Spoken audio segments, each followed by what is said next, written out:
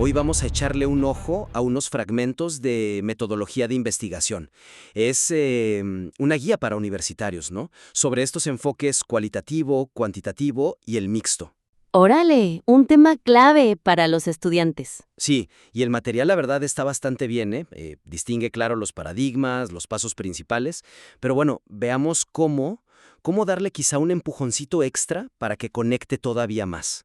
Claro, ¿cómo hacerlo más filoso, más útil para el estudiante que está en medio del lío de la tesis, ¿no? Exacto. Entonces, si te parece, empecemos con el primer punto que detectamos. El texto podría conectar de forma más directa las explicaciones de metodología con los desafíos prácticos, los que de verdad viven los estudiantes universitarios al aplicar esto. Ok, a ver, cuéntame más de eso. Pues mira, ¿a qué me refiero? Se describen bien los pasos del diseño, sí, y hay ejemplos ilustrativos, están buenos, pero como que siento que le falta anticipar más los tropezones típicos del estudiante, ¿sabes? Ajá, los problemas reales que se topan. Exacto, esas como hojas de ruta que en el papel se ven muy claras, pero que ya en la práctica estudiantil, híjole, se llenan de vericuetos, de callejones sin salida. Claro, Como la bronca esta de pasar de una idea que tienes medio vaga a una pregunta de investigación ya concreta, ¿no? O el viacrucis que a veces es conseguir participantes, sí. O que te cancelan a la mera hora. justo. O hasta, fíjate, el peso emocional de investigar temas sensibles, como se menciona ahí de pasadita con el caso de las investigadoras canadienses y las mujeres inmigrantes. Que sí lo toca, pero quizá no tan a fondo como para que el estudiante diga, esto me puede pasar a mí y así podría manejarlo. Exactamente.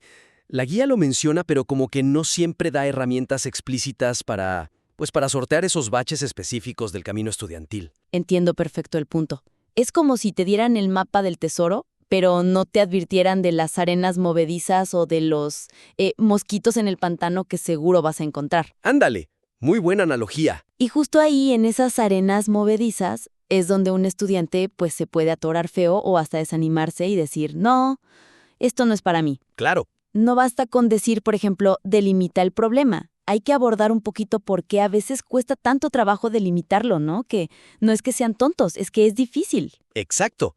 Entonces, ¿cuál sería la sugerencia concreta? Bueno, pues la sugerencia sería integrar de manera más visible, más explícita, esas zonas de dificultad típicas del estudiante. Ok. Podrían ser, no sé, pequeños recuadros o llamadas de atención, quizá con títulos como alto, reto común del estudiante, o te atoraste aquí, intenta esto, algo así. Me gusta, como señales de advertencia útiles. Sí, y no tiene que ser un capítulo entero sobre problemas, sino como pequeñas cápsulas de sabiduría práctica insertadas justo en el momento en que se está explicando el concepto donde suele surgir ese problema. A ver, dame un ejemplo. Por ejemplo, al hablar de definir la muestra, ahí, ¡pum!, una notita breve sobre qué hacer cuando tu población es súper específica o de muy difícil acceso. Estrategias, ¿no? Ok, práctico. Otra idea es exprimir más los estudios de caso que ya están en el texto que dices que son buenos. Sí, los ejemplos están bien planteados. Bueno, pues en lugar de solo describir lo que se hizo, digamos, en el estudio canadiense con las mujeres inmigrantes, Ajá. se podría añadir una reflexión explícita. Ojo, en este estudio las investigadoras enfrentaron X carga emocional y manejaron Y consideraciones éticas particulares haciendo Z. ¿Qué lecciones prácticas puedes sacar tú de esto para tu propia tesis, aunque tu tema sea totalmente distinto? Ah, claro, extraer la lección transversal. Exacto. Que el caso no solo ilustra el método, sino también el cómo investigar en la vida real con todo y sus complicaciones. Vale, vale. ¿Y tienes más ejemplos así de concretos? Sí, mira, podemos pensar en varios puntos clave. Cuando se hable, por ejemplo, de formular la pregunta de investigación. Que es donde muchos se atoran al inicio. Exacto. Ahí se podría incluir un apartadito breve, tipo de la idea nebulosa a la pregunta láser. Estrategias que funcionan. Ok. Y ahí, pues, sugerir cosas muy prácticas. A ver, intenta hacer mapas conceptuales para aclarar tus ideas. O discute tu idea inicial con compañeros y con tu asesor, pero enfocándote en la viabilidad. ¿De verdad puedo investigar esto con los recursos y el tiempo que tengo? Buen punto, la viabilidad. ¿O haz búsquedas bibliográficas exploratorias, pero no con la idea de saberlo todo ya, sino nomás para encontrar un ángulo específico, un huequito donde tu pregunta pueda caber y aportar algo? Como encontrar tu nicho, ¿no? ¡Ándale! O, por ejemplo, al explicar métodos cualitativos como las entrevistas en profundidad. Ahí se podría añadir una sección chiquita sobre manejo ético y emocional en el trabajo de campo. Que es súper importante y a veces se olvida. Totalmente. Y usar el ejemplo canadiense, si aplica, para ilustrar, mira, la necesidad de tener redes de apoyo para ti como investigador, o de tener protocolos súper claros de consentimiento informado adaptados si trabajas con poblaciones vulnerables, o hasta técnicas para ti para procesar lo que escuchas, ¿no? Un debriefing personal o con el equipo. Híjole, sí, eso es oro molido para un estudiante. Y otro ejemplo, al tocar la prueba piloto, que no solo se diga sirve para probar el cuestionario. Que es lo que siempre se dice. Sí, sino enfatizar su valor para detectar problemas logísticos que ni te imaginabas. A ver, ¿la gente de verdad entiende las instrucciones como tú creías? ¿El tiempo que calculaste es realista o te vas a tardar el doble? ¿Hay preguntas que resultan incómodas y la gente mejor no contesta o te miente? Claro, te da un baño de realidad antes de la inversión grande. Exacto. Es como darle al estudiante un radar para anticipar problemas, no solo una lista de pasos a seguir como robotito. Se trata, pues, de hacer la guía más cómplice de la experiencia real, a veces caótica, del estudiante investigador. Exacto.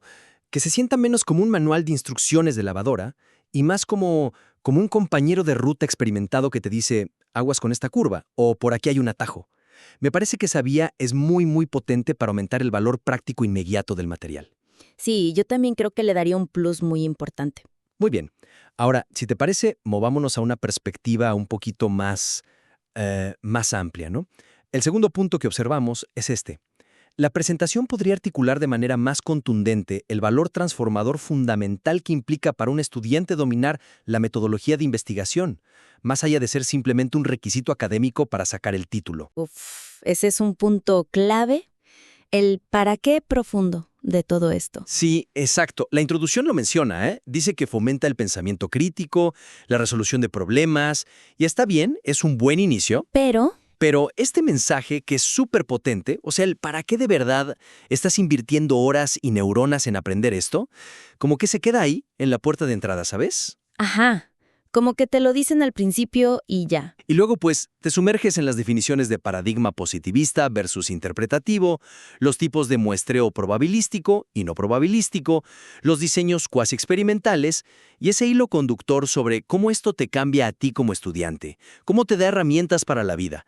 Pues se difumina, se pierde entre los detalles técnicos. ¡Claro! No se retoma consistentemente para conectar, por decir algo, la elección de un diseño mixto con la habilidad que estás desarrollando para abordar la complejidad del mundo real, que rara vez es blanco o negro. Sí, totalmente de acuerdo. Es como decir, esto es importante para tu futuro al principio del semestre y luego esperar que el estudiante haga esa conexión por sí solo mientras está batallando para entender la diferencia entre validez interna y externa. Exacto. Y la realidad, seamos honestos, es que muchos estudiantes viven la materia de metodología como un trámite pesado, como un haya que tienen que pasar para poder hacer la tesis y titularse. Sí, como un requisito burocrático casi. Ajá. Entonces, si no se les recuerda constantemente, de formas distintas, por qué este aprendizaje es relevante más allá de la calificación o del papelito, pues es bien fácil perder la motivación intrínseca, ¿no?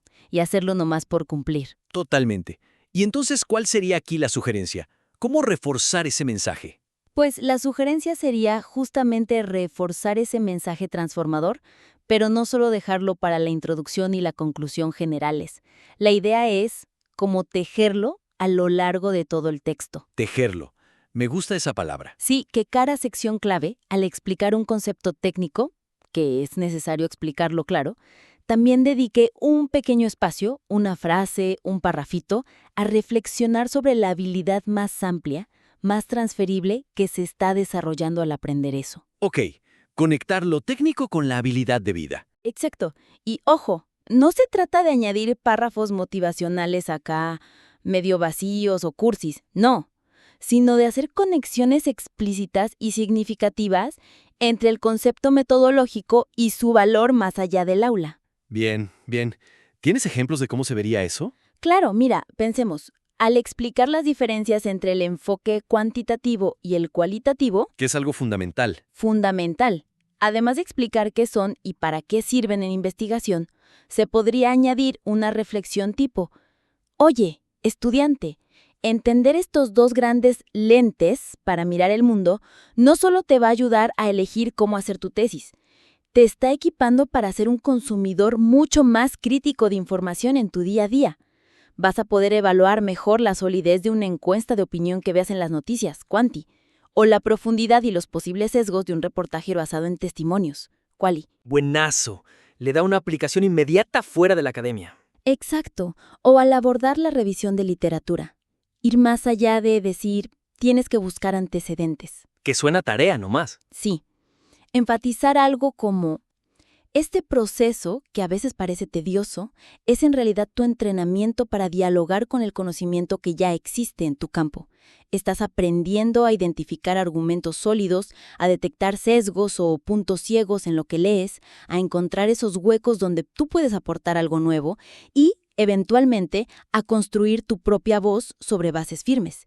Esa es una habilidad crucial para cualquier profesional que necesite estar actualizado y no creerse cualquier cosa que le digan. Híjole, qué diferencia de enfoque. Pone la revisión de literatura en otro nivel. ¿Verdad? O cuando se presenten los métodos mixtos, resaltar: mira, la habilidad de integrar distintas perspectivas y tipos de evidencia, números y narrativas, por ejemplo, para entender un fenómeno complejo no es solo para investigadores acá muy pro. Es fundamental en el mundo laboral de hoy, donde los problemas rara vez tienen una sola causa o una solución simple y única. Aprender a triangular información te va a ser un solucionador de problemas mucho más sofisticado, trabajes donde trabajes. Sí, totalmente aplicable a cualquier campo profesional. Y claro, la conclusión final del texto sí debería cerrar reiterando con mucha fuerza esta idea central. A ver, chavos, la metodología no es nomás un curso que hay que pasar. Es una caja de herramientas mentales que te llevas para toda la vida. Te forma como pensador crítico, como evaluador de evidencia, como alguien capaz de generar conocimiento confiable y de cuestionar el que te presentan, sea en la academia, en tu futura profesión o simplemente como ciudadano informado. Me encanta esa idea de tejerlo a lo largo de todo, que no sea un añadido al principio y al final, sino que sea parte integral del tejido explicativo de cada tema. Exacto. Creo que eso podría cambiar radicalmente la percepción del estudiante sobre por qué está invirtiendo tiempo y esfuerzo en aprender estas cosas, que a veces son áridas, ¿no? Le da un sentido de propósito mucho más allá de lo inmediato. Sí, yo creo que lo haría mucho más significativo. Muy bien. Y esto que hablamos, de hacer los conceptos más vivos, más relevantes, pues se liga muy bien con el tercer y último punto que queríamos comentar. La integración de los estudios de caso podría ser más orgánica para ilustrar los conceptos metodológicos conforme se van presentando, en lugar de agruparlos principalmente en una sección separada hacia el final. Ah, ok. El uso de los ejemplos concretos. Sí. El material tiene una sección, creo que se llama La realidad de la práctica o algo así, con ejemplos muy buenos, muy concretos. Mencionas el de Pudgy's Burgers, el caso de New Hope, el estudio de las academias de 9º grado. Ajá, sí los ubico. Son ejemplos que realmente ayudan a aterrizar las ideas abstractas.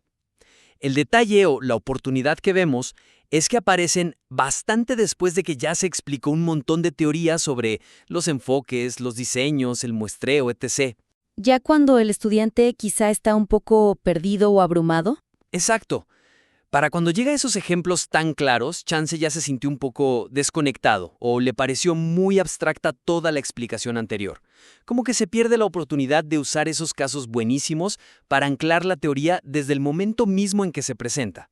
Claro. La conexión teoría-práctica se siente un poco diferida, ¿sabes? Tarda en llegar. Totalmente de acuerdo. Es como si te explicaran todas las reglas de la natación en un salón de clases durante horas y horas. Ajá. Y solo hasta el final, ya que estás medio dormido, te llevan a la alberca para ver a alguien nadar un poquito. Sí, exacto. Funciona mucho mejor si te van explicando la brazada mientras al menos metes los pies al agua, ¿no? Para sentir de qué va. Los ejemplos concretos son esa agua que hace tangible la teoría. Me gusta. El agua que hace tangible la teoría. Y si se presentan muy tarde, pues sí, la teoría puede parecer más árida, más pesada y más difícil de asimilar de lo necesario.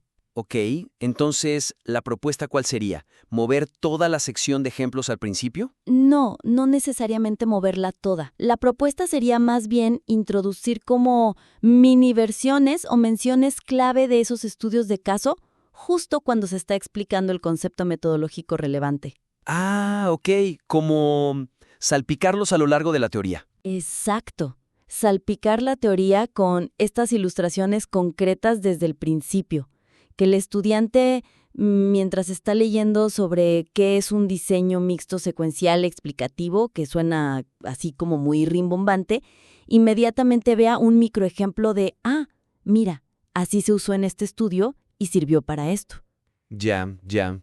¿Y la sección final de casos qué pasaría con ella? Esa sección final puede quedar perfectamente, pero ya serviría para profundizar en los detalles de esos casos que ya se mencionaron, o para compararlos entre sí, o para presentar otros casos quizá más complejos o con otros matices. Pero ya no sería la primera vez que el estudiante se topa con ellos. Claro, ya tendría los anzuelos puestos desde antes. Exacto, ya estarían anclados los conceptos básicos. A ver, ¿y cómo se vería eso en la práctica? Dame unos ejemplos de esa salpicada. Va. Pensemos, por ejemplo, cuando se explica la observación sistemática como una técnica cuantitativa. Ok. En ese mismo párrafo, después de definirla, podrías meter algo como, por ejemplo, en el estudio sobre los clientes de Pudgy's Burgers, los investigadores utilizaron una hoja de cotejo bien estructurada para registrar discretamente cuántos clientes pedían ciertos combos a diferentes horas del día, buscando así patrones de consumo. ¡Pum! Claro. Ahí queda anclado el concepto abstracto de observación sistemática a una imagen súper concreta. Alguien apuntando qué hamburguesas se venden. Exacto. O, al hablar de la complementariedad en los métodos mixtos, esta idea de que un método ayuda a entender o a explicar los resultados del otro, Sí, que es clave, en lo mixto. clave. Ahí podrías insertar un caso muy claro de esto es el estudio de New Hope, ¿recuerdan? Donde los datos cuantitativos mostraban que el programa social tenía un impacto diferente en niños y niñas. Fueron las entrevistas cualitativas posteriores con las mamás las que revelaron el porqué de esa diferencia. Había preocupaciones específicas sobre la seguridad de las niñas, que limitaban su participación en las tardes, algo que los puros números jamás hubieran explicado. Buenísimo. La teoría complementariedad se ilumina de inmediato con la práctica, el caso New Hope. Exacto. Y un último ejemplo. Al describir el diseño secuencial explicativo, el famoso QALY, Ajá. podrías referenciar casi de inmediato. Un ejemplo de este diseño lo vemos en la investigación sobre las academias de 9º grado. Primero midieron resultados académicos con pruebas estandarizadas, cuantitativo, pero obtuvieron datos medio inconsistentes, no cuadraban entre las distintas escuelas. Entonces, en una segunda fase, hicieron entrevistas y observaciones cualitativo en esas escuelas, y ahí descubrieron que factores como la motivación de los maestros y cómo se estaba implementando realmente el programa variaban muchísimo, y eso explicaba las diferencias iniciales en los números. O sea, la fase cualitativa fue crucial para darle sentido a los hallazgos cuantitativos que no se entendían solos. Queda clarísimo cómo un enfoque ayuda a entender al otro. Exacto. Y hacer esto, ir metiendo estos mini casos de forma consistente a lo largo de la explicación teórica, tendría varias ventajas, creo yo. ¿Cómo cuáles? Pues primero, haría la teoría bastante menos intimidante, ¿no? Segundo, facilitaría mucho la comprensión y también la retención de los conceptos. Sí, seguro. Y tercero, mantendría al estudiante más enganchado, más interesado al ver la aplicación práctica inmediata de lo que está aprendiendo en cada paso. Sí, le vería la utilidad al momento. Y ya la sección final de casos, como decíamos, podría entonces enfocarse en análisis más profundos o en comparar las metodologías usadas en los distintos casos o en discutir los retos específicos y cómo los resolvieron esos investigadores, pero ya construyendo sobre una base que se fue estableciendo poco a poco.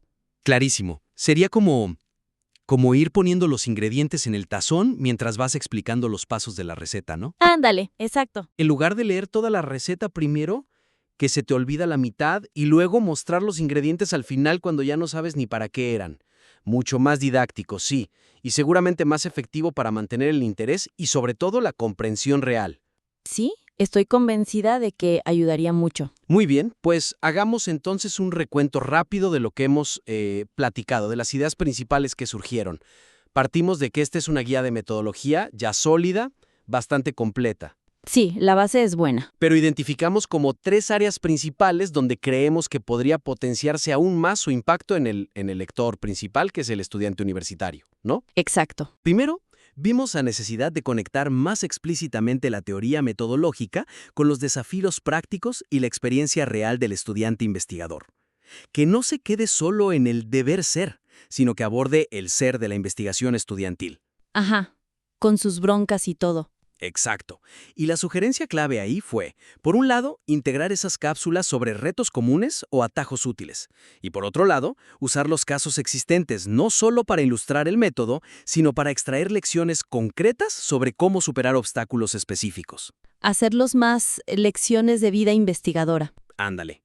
Segundo punto, hablamos de la importancia de articular y reforzar de manera consistente, a lo largo de todo el texto, el valor transformador de aprender metodología, que va mucho más allá de un simple requisito académico.